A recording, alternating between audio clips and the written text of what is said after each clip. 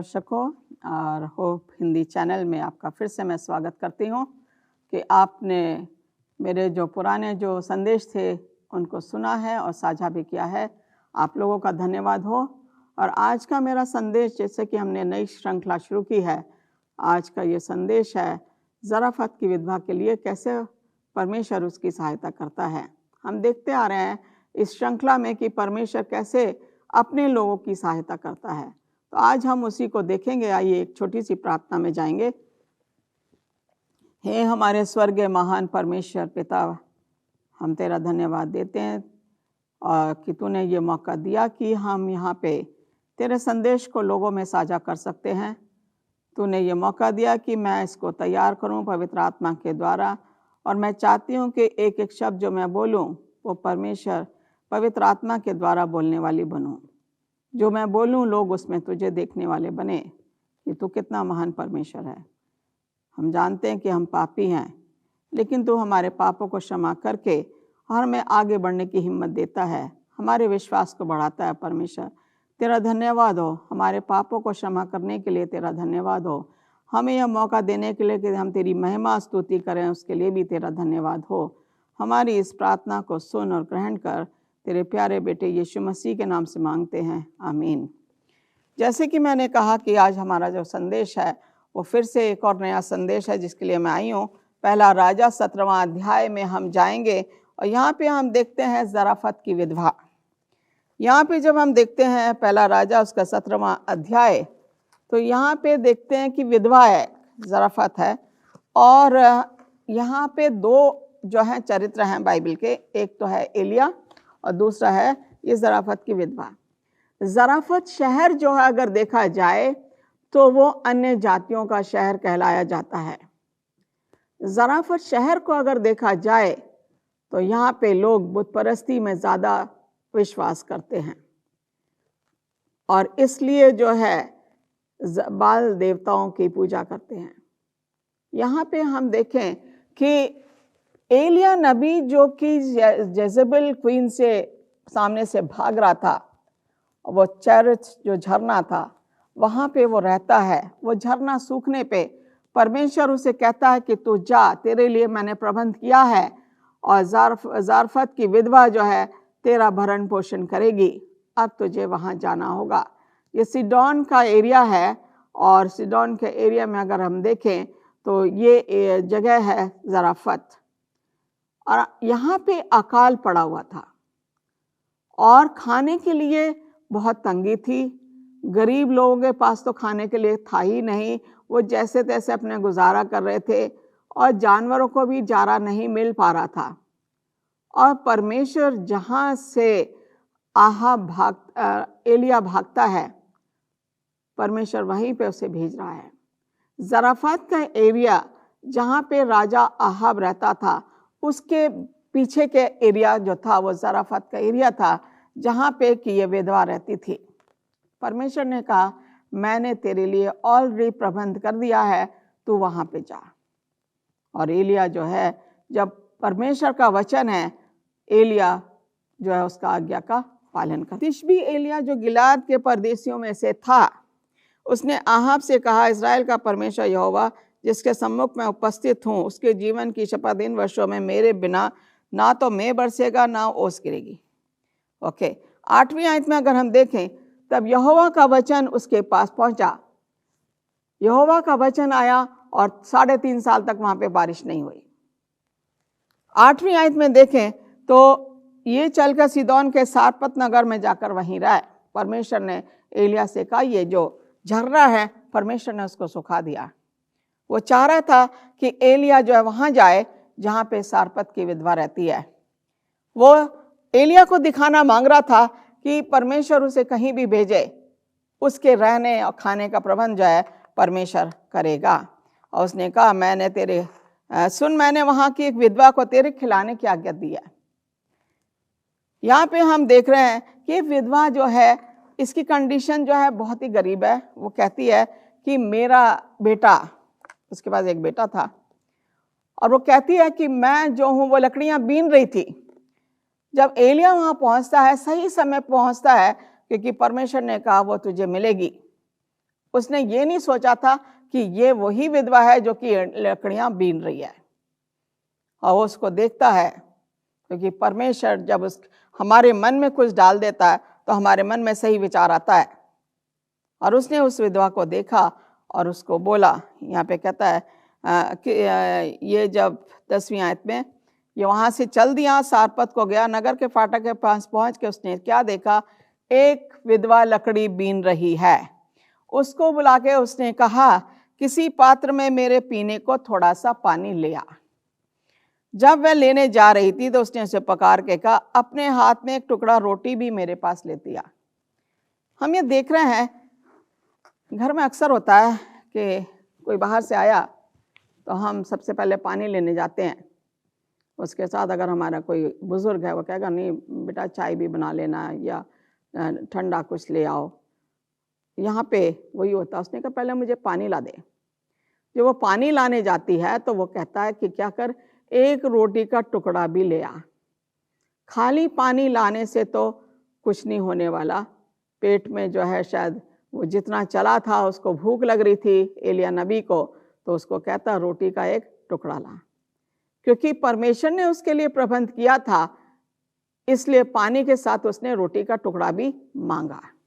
यहाँ पे हम देख रहे हैं कि ये विधवा जो है ये देखती है एलिया को, और जो यहाँ देखती है, उसने कहा, तेरे परमेश्वर यहोवा के जीवन की शपथ, मेरे पास एक भी रोटी नहीं है, केवल घड़े में मुट्ठी भर मैदा और कुप्पी में थोड़ा सा तेल है, और मैं एक लकड़ी बीन कर जाती हूँ, अपने और अपने बेटे के लिए उसे पकाऊं और हम उसे खाएं फिर मर जाएं। उसको सच बताती है।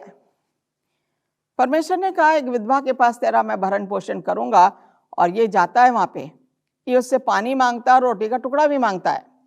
वो अपनी हालत बता देती है, कह रही है मैं तो 2-3 लकड़ियां बीन रही हूं, और इनको बीनने के बाद मैं क्या करूंगी, अपने बेटे के लिए और अपने लिए छोटी छोटी 2 रोटियां बनाऊंगी, या एक ही रोटी जो बनेगी उसी में से हम थोड़ा थोड़ा खा के हमारी जान खत्म हो जाएगी, यही हमारा आखिरी भोजन होगा। अगर हम देखें तो ये जो बुजुर्ग है विधवा, ये बड़ी दुखी है। इसको ये नहीं पता लग रहा कि अपने बेटे का मैं भरण पोषण कैसे करूं। अकाल पड़ा हुआ है, कोई उधार देने को तैयार नहीं, किसी के पास जाके ये काम नहीं कर सकती कि उसको कुछ पैसे मिल जाएं। उसके कुप्पी में थोड़ा सा तेल है, उसके टिन में थोड़ा सा आटा है। वो कह रही, जब मुझे कोई मदद नहीं करेगा तो मैं ये आखिरी मील है, हम दोनों माँ बेटे खा के खत्म हो जाएंगे। यहाँ पे कह रहा है एलाइजा को परमेश्वर ने बोला, तू जा वहाँ पे। और वो ये भी कहता है कि मैंने ज़राफत की विधवा को बोल दिया कि वो तेरा भरण पोषण करेगी। यहाँ पे 9वीं आयत में अगर देखें, मैंने वहाँ की एक विधवा को तेरे खिलाने की आज्ञा दी है। अब कैसे परमेश्वर ने आज्ञा दी ज़राफत की विधवा को, वो अब हमें देखने की जरूरत है। यहाँ पे जो है 13वीं आयत में अगर हम देखें, उसने अपनी कंडीशन बता दी, क्या उसकी गरीबी की हालत है। और यहाँ पे एलिया उससे कहता है 13वीं आयत में, एलिया ने उससे कहा, मत डर, जाकर अपनी बात के अनुसार कर, परंतु पहले मेरे लिए एक छोटी सी रोटी बना के मेरे पास ले आ, फिर इसके बाद अपने और अपने बेटे के लिए बनाना। ओके, यहाँ पे हम देखेंगे एलिया कह रहा है पहले मेरे लिए बना। अगर देखा जाए तो जब लोग भेंट लाते थे तो सबसे पहले लेवी के जो याजक और महायाजकों को भेंट दी जाती थी सबसे पहले, फिर उसके बाद वो लोग अपने घर में जाके फिर वो अपना खाना पीना करते थे। यहाँ पे एलिया कह रहा है कि मुझे क्या कर, तू डर मत, क्योंकि परमेश्वर, मत डर का मतलब है कि परमेश्वर तेरे साथ है, जाकर जैसा मैं कहता हूं वैसा कर। यहाँ पे फिर से आ जाता है आज्ञा का पालन करना। परमेश्वर ने कहा था कि मैंने विधवा को तेरे खिलाने की आज्ञा दी है। वो परमेश्वर की जो आज्ञा है वो विधवा औरत समझ रही है जब एलिया कहता है कि जैसा मैं कहूं वैसा तू कर। यहाँ पे ये कह रहा है मत डर, पहले मेरे लिए बना के ला, फिर अपने बेटे और अपने लिए बनाना। कह रहा है छोटी सी रोटी मेरे लिए बना के ले आ। यहाँ पे जो है दूसरी चीज जो हम यहाँ पे देखते हैं वो उस विधवा का विश्वास।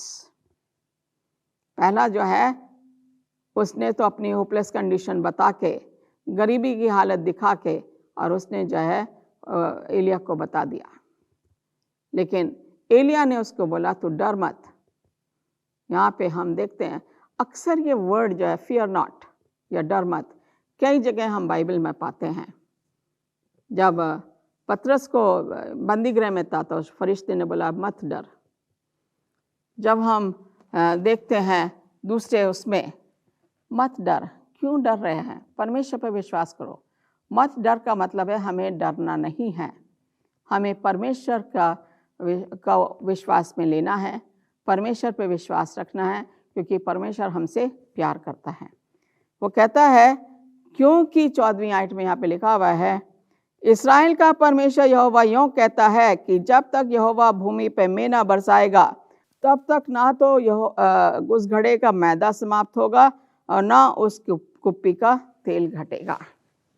यहाँ पे देख रहे हैं विधवा का प्लान था कि आखिरी रोटी बना के और वो उसके जीवन समाप्त हो जाएगा।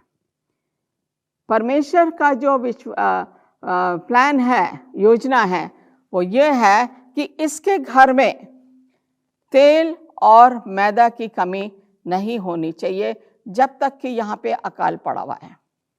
दो योजनाएं हैं, एक विधवा की योजना जो कि शारीरिक तौर पे एक पापी होने के नाते उसकी वो योजना थी।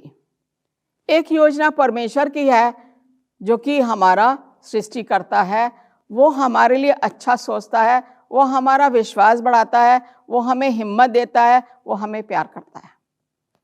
इसलिए यहाँ पे जो है जो प्लान उस विधवा का था, एलाइजा ने बोला कि परमेश्वर का यहोवा यूं कहता है। किसका वचन बोल रहा है? परमेश्वर का वचन। यीशु मसीह के ऊपर जब 3 परीक्षाएं आई, शैतान जब आया, यीशु मसीह ने कहा वचन में लिखा है, वचन में लिखा है, वचन में लिखा है। यहाँ पे एलिया जो कह रहा है इस्राएल का परमेश्वर यहोवा यूं कहता है, वो किसको कोट कर रहा है? वो परमेश्वर को कोट कर रहा है। क्या उसे जरूरत थी परमेश्वर को कोट करने की? क्या उसे मालूम नहीं कि परमेश्वर ने किस तरीके से उसकी सहायता करी?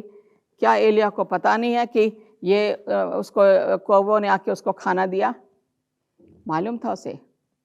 विधवा को बताना मांग रहा है, इस्राएल का परमेश्वर यूं कहता है, जब तक यहोवा भूमि पर मेना बरसाएगा। अब हम सोचते हैं कि ये जो है मेना बरसाएगा, 3.5 साल का समय है। मुझे ये नहीं मालूम कि वो कितने दिन वहाँ पे रहा उस विधवा के साथ और उसके घर में किसी चीज़ की कमी नहीं रही। यहाँ पे कह रहा है इस्राएल का परमेश्वर यूं कहता है। उसने आदमी का नाम नहीं लिया, उसने किसी आदमी पे भरोसा करने के लिए नहीं बोला विधवा को, उसने उसे परमेश्वर पे भरोसा करने के लिए बोला कि मेना बरसाएगा तब तक ना तो उस घड़े का मैदा समाप्त होगा और ना उस कुप्पी का तेल घटेगा। यहाँ पे हम देखते हैं कि कई लोग हैं जो उनको इस परिस्थिति से गुजरना पड़ा, दुख का संकट उनके ऊपर आया। हम देखें कि याकूब जब वहाँ से भाग रहा था, उसने सोचा परमेश्वर मेरे साथ नहीं है। अपने भाई को धोखा देकर जब भाग रहा था तो उसने कहा परमेश्वर मेरे साथ नहीं है। जब यूसुफ जो है वहाँ से उसको बेचा गया और मिस्र में लाया गया, उसने परमेश्वर को नहीं छोड़ा और उसने वहाँ पे वो अपने साल वहाँ पे गुजारे, जेल में भी गुजारे, पोटीफर के घर भी गुजारे, लेकिन परमेश्वर को नहीं छोड़ा। कितनी मुसीबतें उसके पास आई, वो निराश नहीं हुआ क्योंकि उसे मालूम था परमेश्वर उसके साथ है। एलिया जब यहाँ पे आता है जब हम एलिया का रूप देखते हैं कि जब वो झाऊ के पेड़ के नीचे बैठा है, कह रहा परमेश्वर तू मुझे ले ले, मैं जिंदा नहीं रहना मांगता हूँ, इतना निराश हो जाता है। ये विधवा भी वही है कि ये आखिरी मील है, हम इसको खाएंगे और मर जाएंगे। वो भी निराश हो गई, वो सोच रही आगे उसके लिए कुछ भी नहीं है। एलिया के साथ भी वही हुआ। योना नबी भी बैठा हुआ है वहां पे झाऊ के पेड़ के नीचे, देख रहा है कि निनवे शहर बर्बाद हो रहा है कि नहीं, और परमेश्वर से गुस्सा हो जाता है वो। हम देखते हैं कि यहाँ पे जो है एलिया जो है भागता है, उसके ऊपर मुसीबत आती। अय्यूब के ऊपर मुसीबत आती। उसने ये नहीं कहा परमेश्वर मेरे प्राण ले ले, उसने कहा परमेश्वर ने दिया, परमेश्वर ने ले लिया, परमेश्वर की महिमा हो। ऐसे कई कैरेक्टर्स हैं। पतरस जेल में जो है वो गिड़गिड़ाया नहीं, परमेश्वर मेरी जान ले ले, वो आराम से सो रहा था। पौलुस और बरनबास जेल में थे, वो गाना गा रहे थे। उन्होंने ये नहीं कहा कि हे परमेश्वर इतने हमें कोड़े लग गए, इतने हमारे घाव हो गए, हमारी जान ले ले। लेकिन यहाँ पे हम देख रहे हैं वो विधवा इतनी ज्यादा दुखी थी कि उसने कहा परमेश्वर ये आखिरी हमारा जो है खाना है मेरा, मेरे बेटे का, ये 2-3 लकड़ियां मैं ले रही हूं, इतना काफी है 2 रोटी बनाने के लिए, ज्यादा लकड़ी बीनूंगी तो कोई फायदा नहीं, क्योंकि मैं फिर जिंदा ही नहीं रहूंगी। ये हाल है यहाँ पे। जब हम निराश हो जाते हैं, परमेश्वर अपनी सहायता में ऐसे भेजता है कि हम निराशा से आशा में हमारी आशा बन जाती है, हमारी हिम्मत बन जाती है जब परमेश्वर की सहायता हमारे पास आती है। ये विधवा ने ये नहीं सोचा होगा कि परमेश्वर मेरी सहायता कर रहा है, उसे आज्ञा का पालन करना था। वो कहती है वो चली गई। जब एलिया ने कहा तेरे घर में ना मैदा कम होगी ना तेल कम होगा जब तक कि अकाल खत्म नहीं होगा, वो चली जाती है। परमेश्वर ये चाहता है कि हम उसकी आज्ञा का पालन करें। हवा ने आज्ञा का पालन नहीं किया था और उसने वो फल तोड़ा और अपने आदमी को भी दिया, और उन्होंने आज्ञा का उल्लंघन किया, पालन नहीं किया। लेकिन यहाँ पे वे विधवा जो है, सीधी सादी विधवा, अन्य जाति से विधवा आई है, वो एलिया का कहा मानती है और चली जाती है, और एलिया के वचन के अनुसार किया। एलिया ने कहा तू जा, पहले मेरे लिए बना, फिर अपने और अपने बेटे के लिए बनाना। वो चली जाती है। उसने एलिया के वचन के अनुसार किया, इसका मतलब उसकी आज्ञा का पालन किया। एलिया ने कहा तेरा मैदा और कुप्पी का तेल खत्म नहीं होगा। वो रोटी बनाकर आ गई। यहाँ कह रहे हैं एलिया के वचन के अनुसार तब वह स्त्री और उसका घराना बहुत दिन तक खाते रहे। वो गई, जब एलिया को उसने दे दिया, पानी भी दे दिया और तेल वाली रोटी भी दे दी, एलिया ने खाई ना अच्छी तरह से, और वापस जाती है। वो कनस्तर में देखती है उसमें फिर उतनी मैदा है, और फिर उसको गूंथती है और फिर अपने और अपने बेटे के लिए करती है। जब शाम होती है वो फिर जाती है कनस्तर में देखती है, और जो परमेश्वर ने कहा ये कह रहा है, परमेश्वर यूं कहता है कि तेरे घड़े का मैदा और कुप्पी का तेल जब तक नहीं घटेगा जब तक कि यहाँ पे अकाल खत्म नहीं होगा।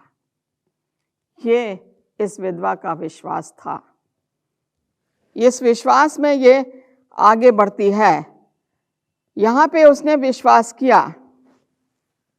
एक तरह से एक अन्य जाति की विधवा, परमेश्वर का जो हम देखते हैं कि सामरी औरत जो थी, जो कुएं के पास बैठी थी, उसने यीशु को पहले नहीं पहचाना, उसने बाद में पहचाना।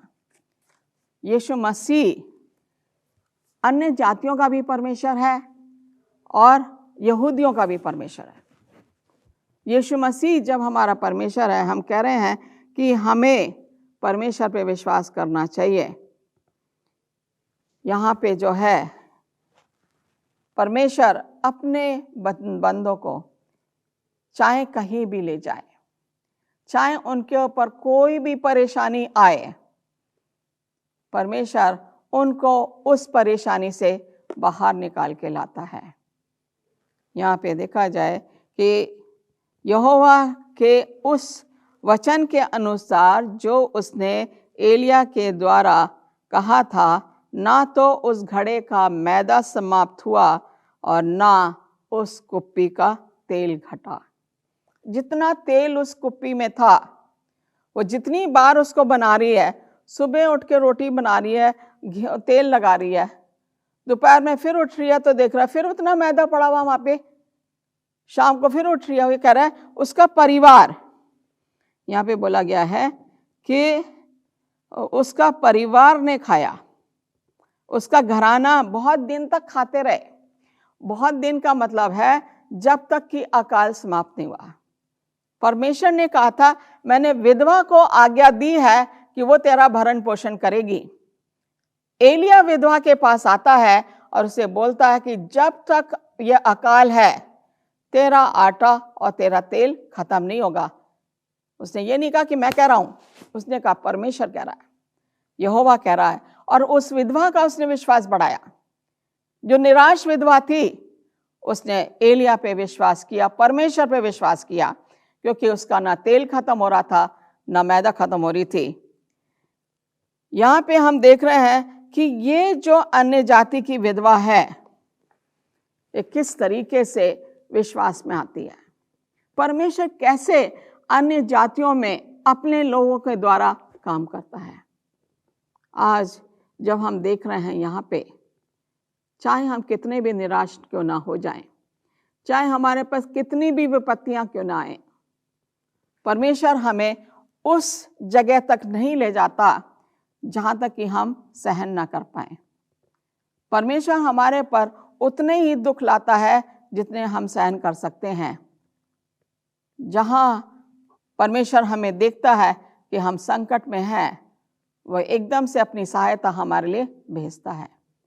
ये विधवा जो मरना मांग रही थी आखिरी रोटी खाके, एलिया के द्वारा उसने एलिया का भी भरण पोषण हुआ, परमेश्वर ने किया, और इस विधवा का भी भरण पोषण हुआ।